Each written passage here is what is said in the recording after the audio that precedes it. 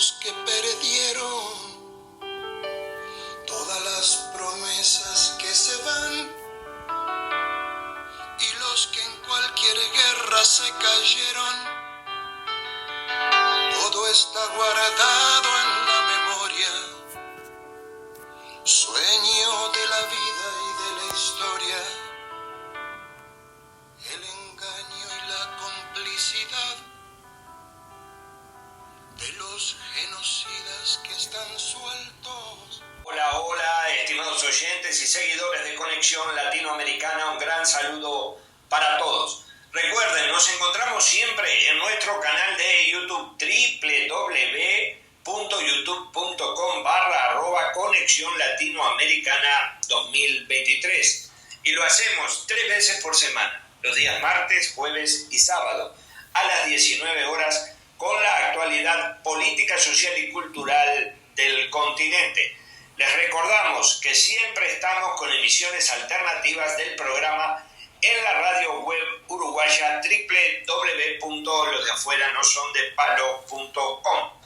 Además tendremos la habitual cobertura por nuestras redes sociales, Instagram, X, ex-Twitter, Facebook, YouTube, Blogger, WhatsApp, correo electrónico y nos encontramos siempre en el hashtag Conexión Latinoamericana. Hashtag Conexión Latinoamericana. Saludamos, como siempre lo hacemos, a Pablo Rodríguez, nuestro locutor en Uruguay, a Leo Camargo y Daisy Leandro, nuestros productores de media en el Brasil, y al director responsable de la radio web uruguaya www.losdeafueranosondepalo.com, Gustavo Rodríguez, allá en Montevideo, capital de la República Oriental del Uruguay, que transmite desde el corazón mismo de la patria grande de Artigas. Fueranosondepalo.com, la radio del hincha. Los de afuera no son de palo.com, la radio del hincha. Nuestro abrazo apretado desde Conexión Latinoamericana a la cadena internacional de radioemisoras independientes y alternativas. El recuerdo permanente a Daniel Rey Piuma, que nos guía siempre en nuestro camino. Y comenzamos este 18º programa del 8º ciclo de Conexión Latinoamericana en esta semana comprendida entre los días 3 y 9 de febrero que ya está finalizando. Iniciamos diciéndoles que la presidenta mexicana Claudia Sheinbaum viene defendiendo la soberanía de su país ante las ofensivas de Donald Trump, el presidente de los Estados Unidos. Como decía Juárez, nada por la fuerza, todo por la razón y el derecho, sostiene la presidenta de los aztecas.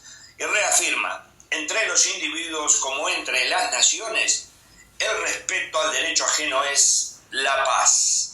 Escuchamos el mensaje al pueblo de México de la presidenta mexicana Claudia Sheinbaum sobre las controversias, sobre todo con la suba de aranceles, con el actual presidente de los Estados Unidos, Donald Trump.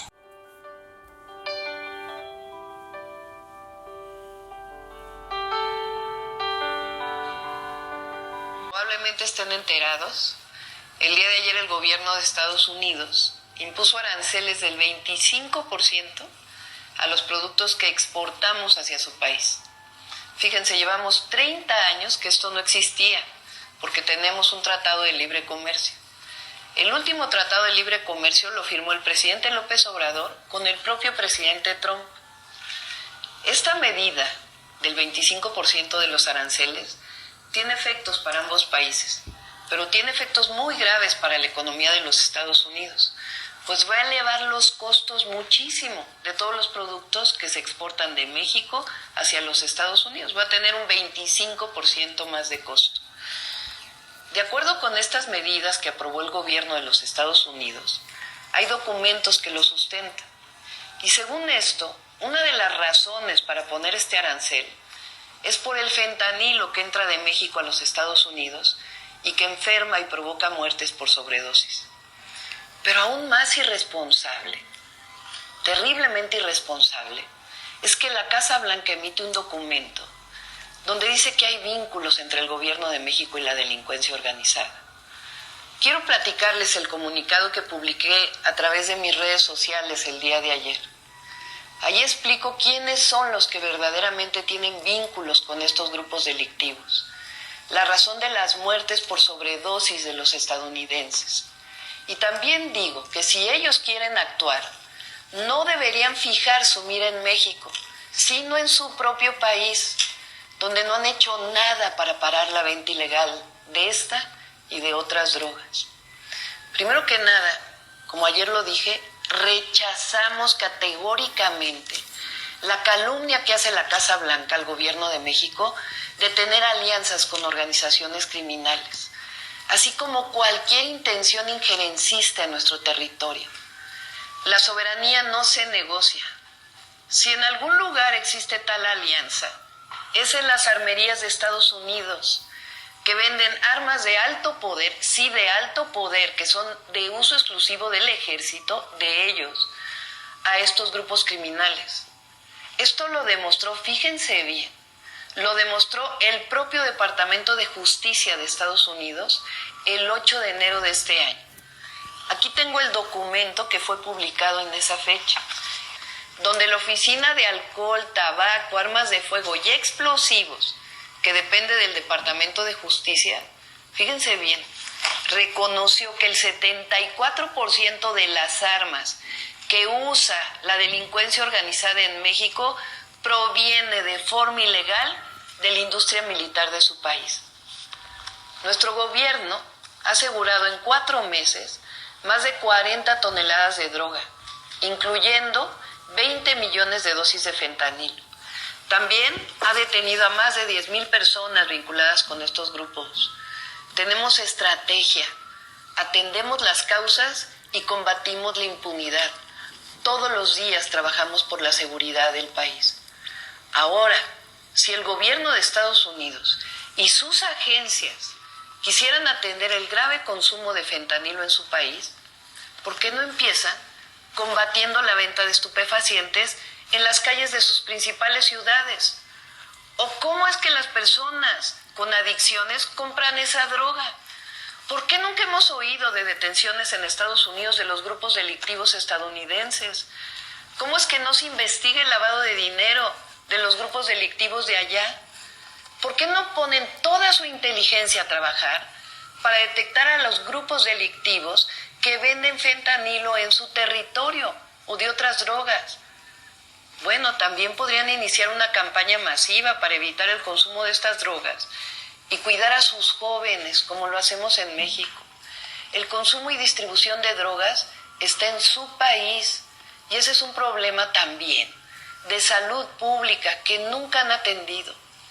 ¿Por qué no se preguntan cuál es la razón de fondo de tanto consumo de drogas que lleva tanto tiempo en los Estados Unidos?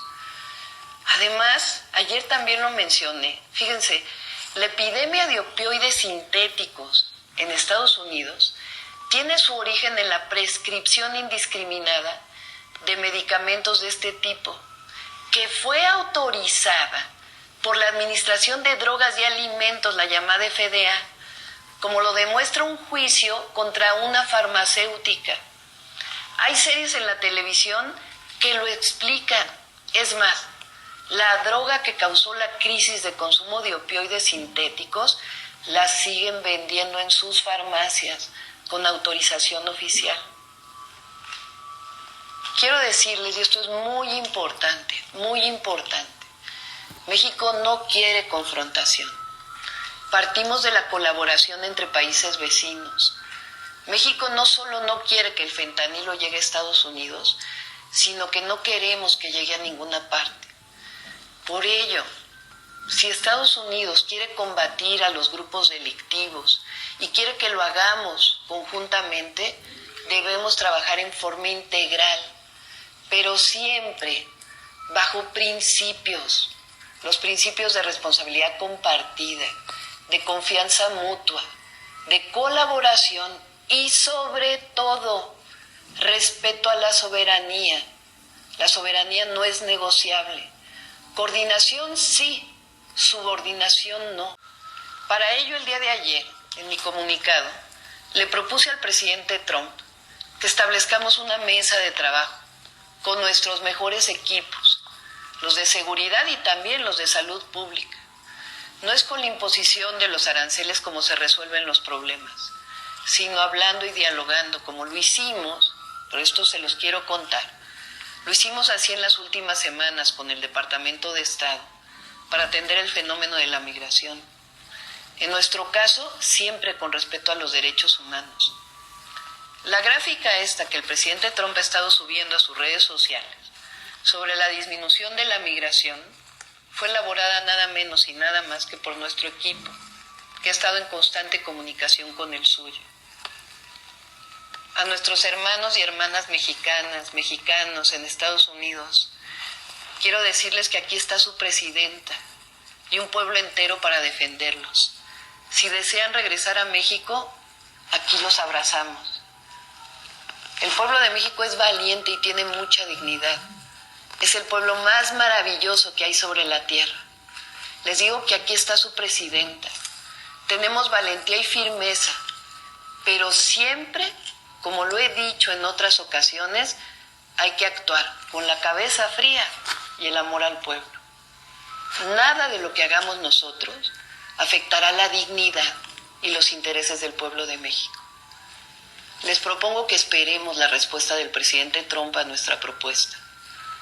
Y en la mañanera del día de mañana, en la mañanera del pueblo, les estaré informando las primeras medidas de lo que llamamos el Plan B. Como decía Juárez, nada por la fuerza, todo por la razón y el derecho. Y entre los individuos, como entre las naciones, el respeto al derecho ajeno es la paz.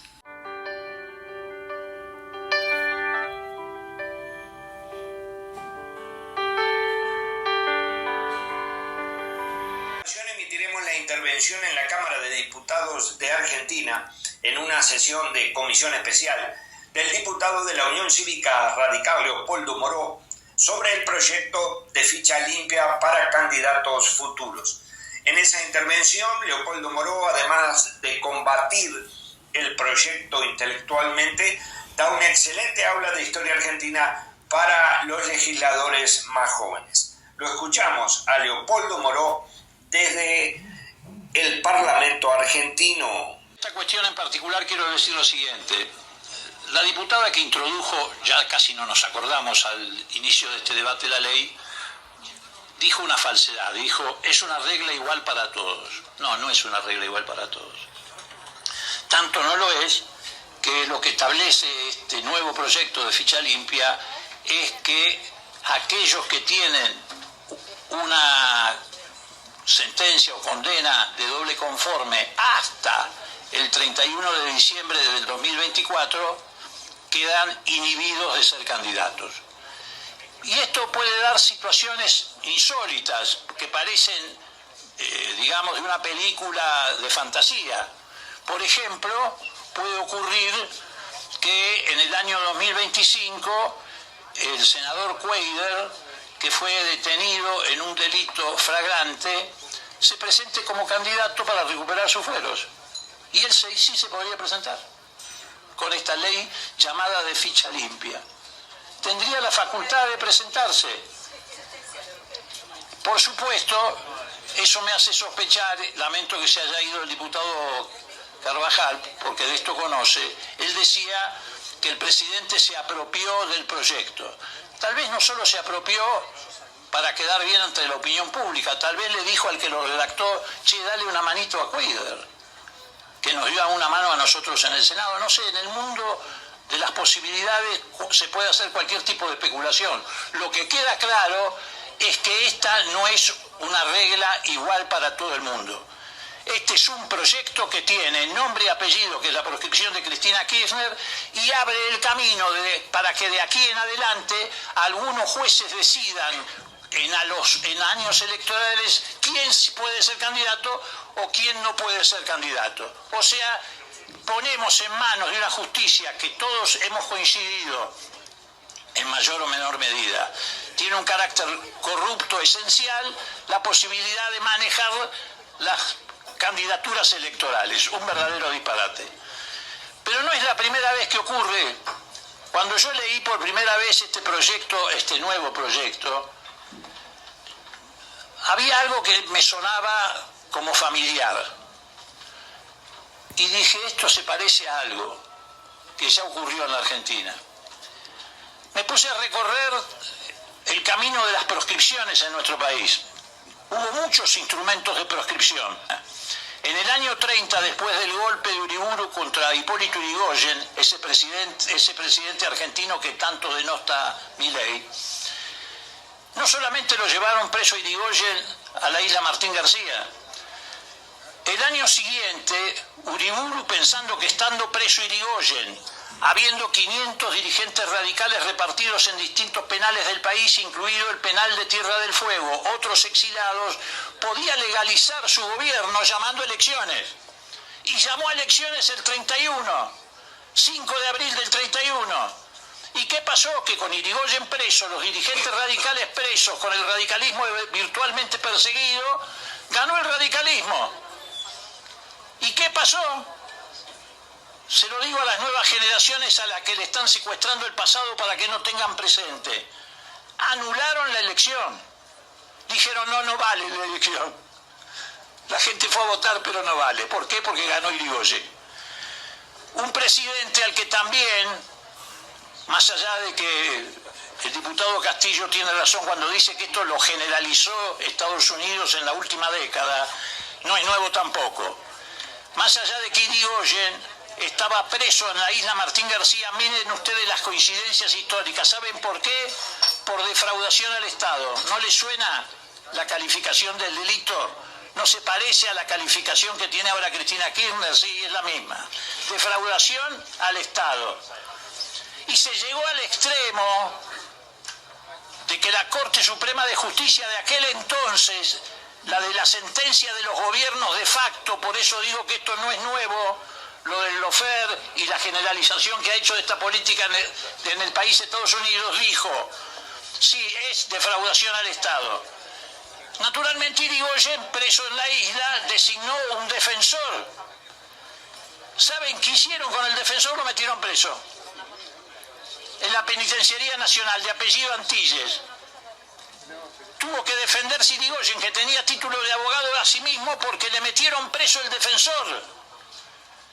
Y durante varios años, hasta 1937, el radicalismo estuvo proscripto, perseguido, con dirigentes torturados y en algunos casos en Entre Ríos y Corrientes con dirigentes fusilados. Después vino la otra etapa, la que relataba Vanessa, la del 55.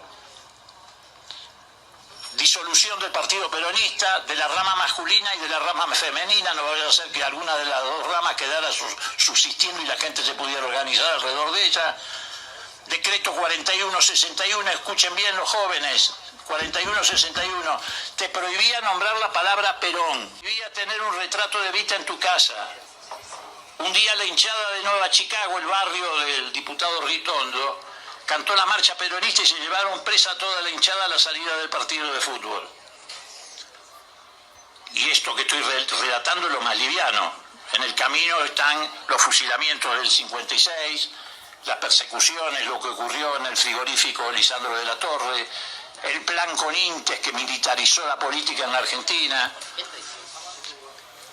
Digo, pero reitero, algo me sonaba de este proyecto, hasta que se me prendió la lamparita. Este proyecto es casi la copia del proyecto de 1972 de decreto ley bando militar del gobierno de Lanuse que proscribió a Perón. Tiene el mismo carácter discriminatorio que quieren borrar diciendo de que esto respeta el principio de igualdad ante la ley. En el año 72, Lanuse lo desafiaba a Perón para que viniera a la Argentina. Y entonces, en un momento dado, cuando ya se acercaba la elección y podía ocurrir que Perón viniera a presentarse como candidato, pero a la vez tenía el problema de que estaba exilado y por lo tanto tenía la preocupación de que si llegaran lo detenían por las causas judiciales que todavía no se habían resuelto porque nunca se resolvieron, siempre quedaron flotando en tribunales. No se presentaba. Entonces, ¿qué hizo el gobierno militar? Sacó un decreto ley diciendo: El que no se presenta en el país, el que no viene al país el 25 de agosto del 72, no puede ser candidato. ¿No le suena parecido? Con esto de que el que tiene una sentencia de doble conforme no puede ser candidato y aquel que está con un delito en flagrancia sí puede ser candidato. Conexión Latinoamericana, periodismo e investigación con Juan Carlos Vecino. ¿Papá cómo supo que es adoptado? ¿Se lo dijeron los abuelos? Sí, claro. Ayer la señora nos habló sobre las abuelas de Plaza de Mayo. ¿Y qué les dijo? Nada, que son señoras que buscan a sus nietos. Pero no dijo adoptados, dijo apropiados. ¿Papá es adoptado o apropiado? ¿No se les está haciendo un poquito tarde para ir al cole?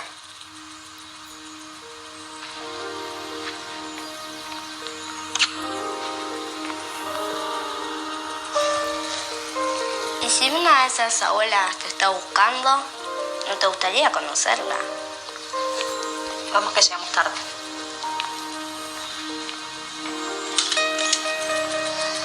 Si naciste entre 1975 y 1983 y dudas de tu identidad, comunícate con Abuelas de Plaza de Mayo.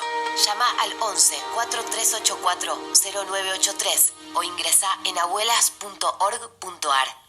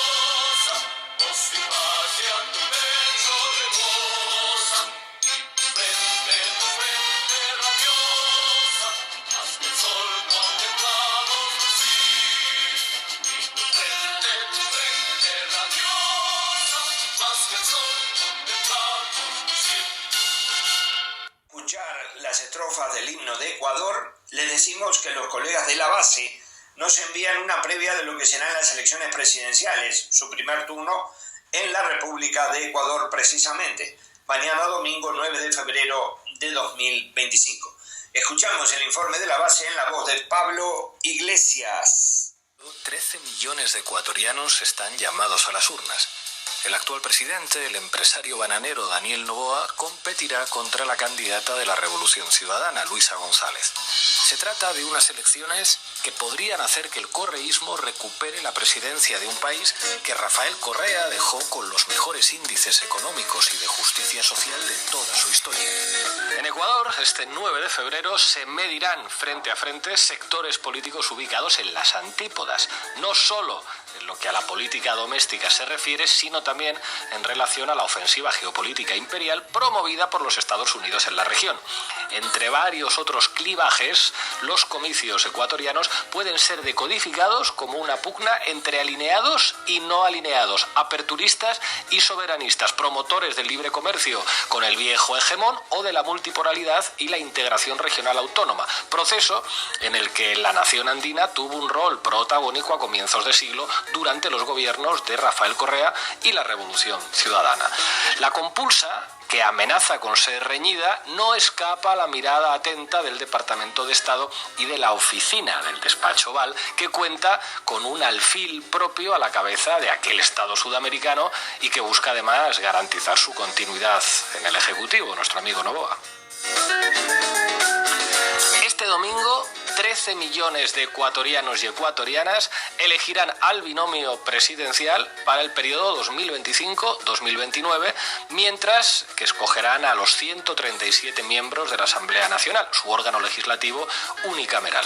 16 serán las fórmulas elegibles, pero según todas las encuestas, son 2 las candidaturas que concentrarán la inmensa mayoría de las preferencias. Luisa González, candidata del correísmo por segunda ocasión consecutiva, y el presidente en ejercicio, Daniel Noboa, postulado por el partido ADN. Ambos deberían cosechar en un escenario apretado entre el 60 y el 70% del voto total de la ciudadanía. Pese a tratarse de una pequeña nación centroamericana, esta coyuntura adquiere relieve internacional, más si consideramos que podría interrumpirse la sucesión de 3 gobiernos consecutivos que han privilegiado las más estrechas relaciones con la gran potencia en declive, los Estados Unidos. Pero claro, para evitar ese escenario de victoria correísta, Estados Unidos cuenta con un aliado entrañable en esta coyuntura, y es que Daniel Noboa, presidente en ejercicio, nació en Estados Unidos, en Miami. En 1987 se encuentra familiar, afectiva y económicamente ligado a los Estados Unidos y fue educado en algunas de las instituciones educativas privadas más selectas de Estados Unidos. En apenas 14 meses de su presidencia muy breve y muy singular, que comenzó, como recordamos, con el decreto de muerte cruzada del exmandatario Guillermo Lasso, Noboa realizó varias visitas a los Estados Unidos, tanto personales privadas como de carácter oficial, aún en medio de una crisis de envergadura como la securitaria y la energética que afectaba a su país. A finales del mes pasado, la canciller Gabriela Sommerfeld aseguró que Noboa realizará además una pronta visita oficial para reunirse con Donald Trump, aunque de momento no ha habido respuesta oficial por parte de la Casa Blanca, ni extraoficial tampoco. Implementamos el informe de la base con el nombre de los 16 aspirantes a la presidencia de Ecuador mañana. Leónidas Issa, Confederación de Nacionalidades Indígenas Ecuador, Partido Pachacuti. Jimmy Yairala, Centro Democrático. Jorge Escala, Unidad Popular. Andrea González, Sociedad Patriótica. Víctor Arauz, Pueblo, Igualdad y Democracia. Luisa González, Revolución Ciudadana, el partido de Rafael Correa. Henry Kronfle, Partido Social Cristiano. Daniel Noboa, Acción Democrática Nacional, es el actual presidente de Ecuador. Luis Tillería, del partido Avanza. Carlos Rabascal, Izquierda Democrática. Juan Cueva, Partido Amigo. Pedro Granja, Partido Socialista. Iván Saquicela, Democracia Sí. Francesco Tabacci, Partido Creo. Wilson Gómez, Partido Suma. Y Henry Cucalón, del Partido Construye. Canales y plataformas donde ustedes encuentran Conexión Latinoamericana. En Facebook, página Conexión Latinoamericana. En YouTube, www.youtube.com/Conexión Latinoamericana 2023. En Instagram, @Conexión Latinoamericana. Nos escuchan en el portal de radios www.radio.com.uy/Los de afuera no son de palo. Y para leer todas las entrevistas a los diversos actores latinoamericanos que se realizan en este programa, ustedes deben ingresar y tener acceso al blog www.conlatblogspot.com. Finalmente, nuestro correo electrónico conexionla@hotmail.com. Hemos recibido un comunicado del Partido Comunista Revolucionario del Uruguay. El mismo se expresa ante la muerte de un soldado uruguayo en el Congo. Dicen el mismo que en el punto número 28/7 del programa de la Asamblea Popular, Unidad Popular, aprobado en el año 2024, está la expresión poner fin a la intervención de tropas uruguayas en las mal llamadas misiones de paz de la ONU. En primer lugar, dice el Partido Comunista Revolucionario del Uruguay, hacemos responsables de esta muerte y de todas las nefastas acciones que han sucedido en estas misiones a los sucesivos gobiernos de la derecha y también a los del Frente Amplio que las vienen promoviendo.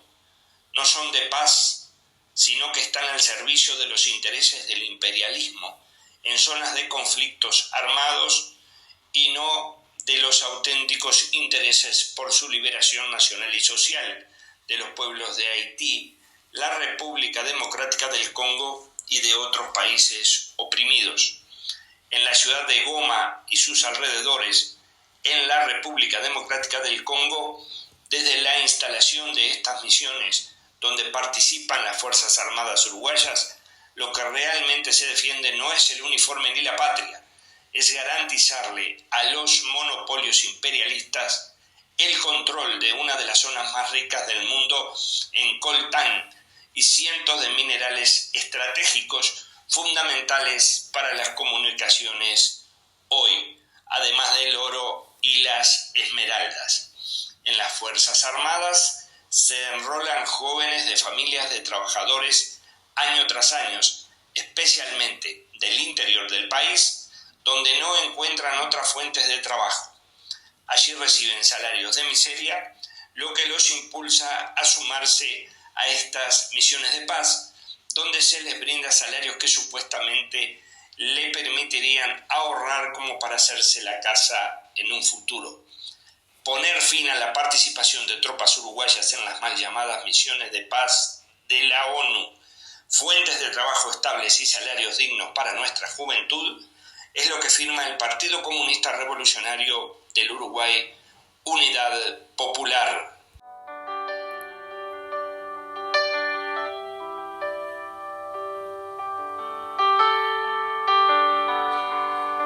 Comunicado de la corriente sindical clasista. Nuestra posición sobre el cierre de la autopartista Yasaki. Yasaki cerró sus dos plantas, la de Colonia con 900 obreros y la de Las Piedras con 300 obreros. La argumentación de la empresa japonesa gerenciada desde el Brasil y con plantas allí y en Argentina y en Paraguay es que llevan adelante una reorganización corporativa, o sea que racionalizan la producción en las actuales condiciones regionales y se centran donde se obtienen más ganancias. No es la lucha sindical, como dice la empresa y repite la derecha y su prensa, sino el capitalismo puro y duro y la necesidad de los monopolios de maximizar las ganancias globales por la baja permanente de la tasa de ganancia por alicuota de capital. El otro argumento de la empresa son los altos costos de producir en Uruguay. Esto en cierto sentido es verdad, ya que con el atraso cambiario de años de los sucesivos gobiernos se han favorecido el sector financiero, la primarización de la economía basada en el agronegocio exportador y las importaciones de bienes industriales y de consumo masivo que podrían producirse en el país. Resulta caro en dólares todo lo producido en el país en relación a los precios internacionales, con su consecuencia en el cierre permanente de industrias y el aumento de la desocupación en ese sector. En la región, Brasil hizo una gran devaluación recientemente y quedó más barato en dólares. Y en Paraguay, estas empresas tienen muchos menos costos e impuestos. Los salarios son más bajos. ¿De qué diálogo hablan los dirigentes sindicales de la mayoría oportunista de la UNRWA y el PIT-CNT? Y el futuro ministro Juan Castillo, todos ellos de la misma corriente político-sindical. Son 1.200 puestos de trabajo. Apoyamos la ocupación de las plantas que llevan adelante los obreros de Yasaki y junto a ellos exigimos medidas de lucha en serio a la dirección de la UNRWA y al PIT-CNT para que intervenga el Estado inmediatamente y se mantengan las unidades productivas. En perspectiva, luchamos por el desarrollo de industrias que provean al Estado y el consumo del pueblo, debidamente protegidas y apoyadas por créditos y aranceles, que den ocupación estable y salarios dignos, y que no dependan de los monopolios imperialistas y sus voraces intereses. Solidaridad y unidad para la lucha es lo que dice en el comunicado Corriente Sindical Clasista. Muy bien, y nos despedimos hasta el próximo martes. En ese programa del día martes de la semana entrante, las voces que escucharemos serán el profesor Andrés Freire desde Uruguay, Teresa Parodi desde Argentina y un informe del homenaje al golero brasileño Manga por parte del Club Barcelona de Ecuador. Hasta la semana próxima.